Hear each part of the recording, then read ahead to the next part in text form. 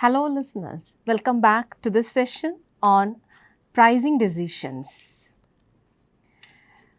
I'm Dr. Lila Simon from the Department of Management.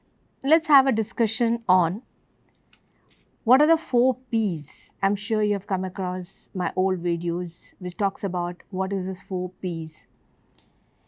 What is price, the meaning of pricing and pricing objectives.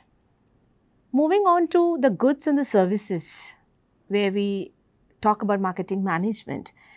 4 P's are basically for goods. On the other hand, we talk about our 7 P's, which is basically concentrating on the service sector. So when I talk about the 4 P's of marketing, we have the product as a whole, the price, that's what we are going to discuss today, place at which the product needs to be sold, and what is the kind of the promotion that the product needs. Of the entire 4 P's, you would also see that price is the only P that actually generates revenue. If you look at product, it is cost. If you look at the place, it also involves cost. If you look at the promotion, it also involves cost. So when we have to define what is this price, Professor Philip Kotler defines price as it is the only element in the marketing mix. That's what we talk about, the 4 P's of. So marketing mix is otherwise known as the 4 P's of marketing. So it's the only element in the marketing mix that produces revenue. That's what we just discussed. The other elements produce. There's a simple way of expressing or defining what price is all about. So what is the meaning of pricing? Pricing is a process. Pricing is a process whereby a business sets the price, one of the 4 P's, at which it will sell its product and services. So when I'm talking about either the 4 P's or the 7 P's. So when I have 7 P's, we have 4 plus 3, the 7 P's. The 3 P's extra are what is the process that is involved, who are the people who are involved in the services, and what is the physical evidence for. If you say the service is very excellent, what is the evidence that you have for? You say a hotel is a star-rated hotel. So does it have the amenities of a star-rated hotel? So that shows what is the physical evidence. So when I talk about the determination of price, we say price is very important because it's a crucial decision to keep the price low, to keep the price high, as it affects all parties who are involved in the production, the distribution and assumption of goods. It affects also the volume of production. How much is the volume of sales happening? How much is the volume of production happening? Is it going to be a mass production or is it going to be a batch production? And so on. We can also say that it is a source of income to the distributors. However, when we move on to there are different objectives of pricing, and we are just going to look at a few of the objectives, wherein we say there are certain objectives that are related to profit making. We know for every business, the main motive of any businessman is to earn profit. Now, how he earns the profit is something which he puts up into the right strategy to earn one. There are certain sales related objectives, and then we also have competition related objectives. We also have customer related objectives. These are basically the main objectives in which we think about while doing a pricing. Apart from these, there are several other objectives as well. So let's focus on these first 4 ways that are related to framing up of the objectives, and then we would also discuss in generic the other objectives. The first is profits related objectives. So whenever a firm is producing something, as I said, it always thinks about generating profit to a maximum. So profit maximization, in short, everybody wants money or profit in a very short term. So how can we do this in a very ethical manner? That's very important.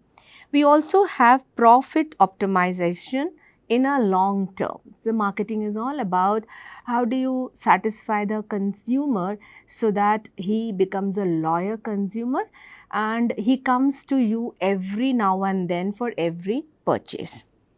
We also have a target return on investment. Now, when you look at the sales happening, you find when you go to a mall, you find the salesperson coming to you and asking you, may I help you? Why do they do it?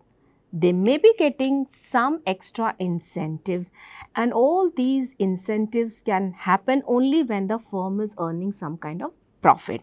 So there are certain target return on investments. Is maybe if you sell a product of maybe 10,000, you may be getting a 2% of your incentive, or maybe 2,000 rupees as an incentive. So that's the reason it keeps motivated. So financial motivation is always an important fact or factor that enable in the profit making. The second one is sales related objectives. The sales growth, when we talk about the product life cycle, when you're talking about the product life cycle, you'll find that you have 4 stages. You have the first, you talk about the time that span in which the product is in the market. You talk about the volume of sales that's happening along the y-axis, and you take all the independent variables on the x-axis and dependent variables on the y-axis. When you make the product life cycle graph, you'll find that it goes like this and then declines. So there is one stage which is when the product is being introduced into the market, and there is another stage where the growth happens. So this is the first stage, is actually the birth of the product. So you call it as the introductory stage, introduction stage, and so on. And you will find this growth stage is very steep. You look at the x-axis and the y-axis, you will find the slope is very steep, which is an evidence that the volume of sales for a very small interval of time happens during the growth stage. And then finally, it moves to a third stage, which is your maturity stage, or you call it, it's a saturation stage. And then finally, the fourth stage, which is a decline stage. So when we look at the sales growth, you'll find that the growth is maximum, that is happening in the sale is maximum at the growth stage. Now, this is the time when the marketeers would try to expand their market share. So you'll have to target the market share and you have to expand the market share so that more and more profits can be generated. There can be various ways how the marketeers can plan it up to increase the market share as well. The third is competition related objectives. Now, when you take the example of Jio, when Jio was launched in the market, there was already telecom sector existing, but then Jio had entered into the market with a very low price, and it had entered to face that competition. So there is some kind of pricing objective which is being done to face the competition and to keep the competitors away. Look at Vodafone, look at the Airtel, and then the BSNL was nowhere in picture because it could not withstand with the Jio that had been launched. There were many ideas, there were many innovative schemes that have come up. And then, of course, the other companies started, copying these ideas and maybe making it more easy for the consumers. So keeping the competitors away is another objective while we frame up the price. To achieve quality leadership by pricing. Now, I would take the example of Apple. Now, Apple is a brand which the consumers have adapted that this is a high price, and it doesn't bother even the price is very high. Nobody talks about it, oh, the prices are very high, because Apple has targeted a specific target group which could be behavioral psychographic in nature. Because iPhone is again connected as a status symbol. So people who want to buy that Apple phone would definitely go into. It's not very price sensitive. So, and that's how they have expressed themselves as quality leadership. It's otherwise also the minds of the people. Like it's a high price, so the product would be very good. So to achieve quality leadership by pricing is one another way of another objective while we think about the pricing strategies. To remove the competitors from the market. So that's what Jio has done. Jio had established and it had a huge market share, and it made it a fact that if you can be a free user in the initial state. If we'll be talking about that in the coming sessions. That was the strategy of Jio. It expanded its market share and derived a lot of profits even at a low price. The next coming into picture is the customer related objectives. As we talk about marketing management, marketing management is all about consumer satisfaction. What can you do that the consumer is satisfied so that he comes to you again and again for repeated buying? So when it is a customer or a consumer related objective, we'll have to think about to win the confidence of the customers. You find a lot of vehicles that have been launched in the market, especially the brands of Maruti. There were some major issues with some of its vehicles that were launched. So what did it do? It called the customers one-to-one and said, you please come to us in a convenient time and get a replacement of the part that was faulty, which they realized after a later stage. So why did they do it? That was just because they wanted to win the confidence of the customers.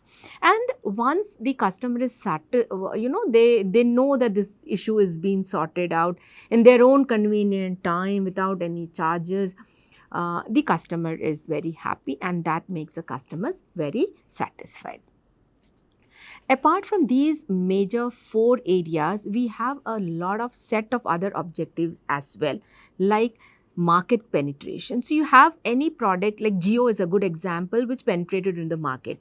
You talk about penetration, marketing, the penetration's pricing is one thing that comes to my mind. Now, penetrating price is for any product which is already existing in the market and a company comes into the same product, launching it with a very low price. That's something which is very important. So whenever we talk about any penetrating price, one thing that has to be remembered is it's a very low price and there is a product already existing. And the product is already existing. That's the reason we come to know that it is a low. If it's a new product, we cannot estimate the product is high or low. It is only after it has been launched, we used it, we realize that, oh, that price was high or low. Now, whenever we talk about promoting a new product, so there are a lot of steps when you talk about the new product development as well, right? So, promoting a new product, the pricing strategy, some of them keep a very low price, this is the launching price of the product, where the prices may go. Sometimes you say the launch price is very high because it has a lot of features, and later on you'll find that the prices is lowered. Maintaining image and reputation. Now, looking at some of the existing brands that are talking about iPhone. iPhone doesn't have, it has an image, it's a reputation. The consumers has positioned this product in the market. So it doesn't have to, it doesn't target a generic crowd. It is very specific to a specific group of people, right? It targets a specific group of people. So maintaining the image and reputation of the market is another very, very much important objective while the pricing is taken care. to skim, and that's what we say. Now we have something called the penetration price or penetrating price, and something we have the skimming price. Now what is the skimming price? Skimming price is for those products which are kept at a very high price and then it has been launched into the market, keeping into mind that these products are not very price sensitive. Then there is something which is known as price stability. Now, any firm, it has to take a price which would help the firm to achieve profit in a longer term, short term, whatever be the strategy framed up by the company. You cannot keep on fluctuating the price because then that would be a disappointment for the consumers. So you'll have to see that the stability of the price is maintained. You cannot have an up and down or a fluctuating price because that may bring about a concern or a dissatisfaction among the consumers. And why did the price go? Because Indian believes, or normally the customer thinks, oh, the price has got down, there's some problem with the product. That's the reason that the product is being priced so low. So price stability, keeping up a sustainable price. So to keep up the stability, it's very important that when you are setting up the price in the beginning, all the costs that would be incurred has to be taken care in the beginning. And all these would definitely help for the survival and the growth of the product in the market. That is very, very important. As we were talking about the product life cycle, the time it enters to its maturity stage, by then the new features should get added up and the new product needs to be introduced as well. So survival and growth is another important objective of pricing that has to be kept in mind.